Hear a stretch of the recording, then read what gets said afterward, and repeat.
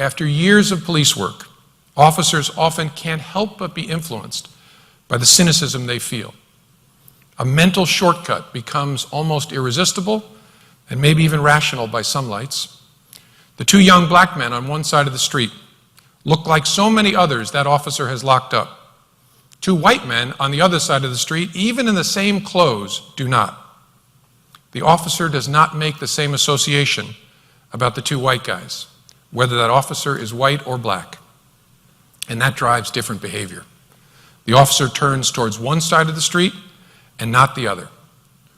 We need to come to grips with the fact that this behavior complicates the relationship between the police and the communities they serve.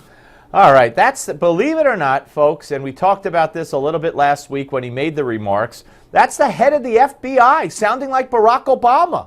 It's frightening. And joining us now is Harry Houck, president of Houck Consulting and retired NYPD Detective First Grade with over 25 years of experience in law enforcement. Harry, I welcome you back. It's been a while. How you doing, buddy? When you heard the FBI director make these remarks, he went on to say that everybody's a little racist, blah. I mean, it could have been Barack Obama. How did you react? Well, I knew he was an Obama appointee, so I didn't expect this, though.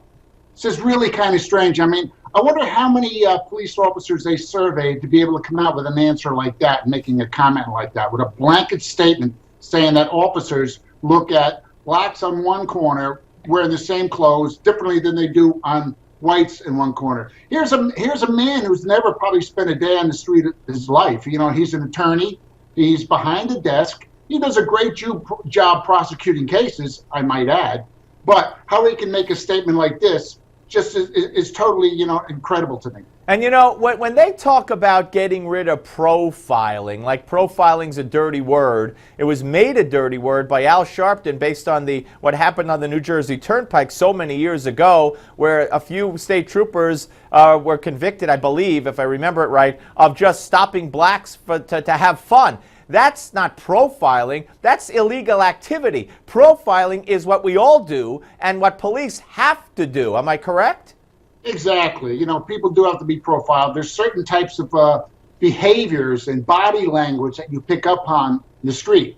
This whole profiling thing, do some police officers do it? Sure. I have to be an idiot to sit here and tell you that some police officers don't do this. But blanket-wise, as far as all the police officers out there, because they're white, I mean, that's totally insane. Steve, I'm tired of them referencing the Garner and Brown case every time there's some kind of bad relations between white police officers and the community, because these officers never did anything wrong. All right, they were never indicted. All right, they were never charged. All right, they followed police procedure. And to use these two cases as a catalyst, for problems with police officers countrywide is totally insane. Absolutely, it's totally insane. Now, but let's get back to the crux of the matter here.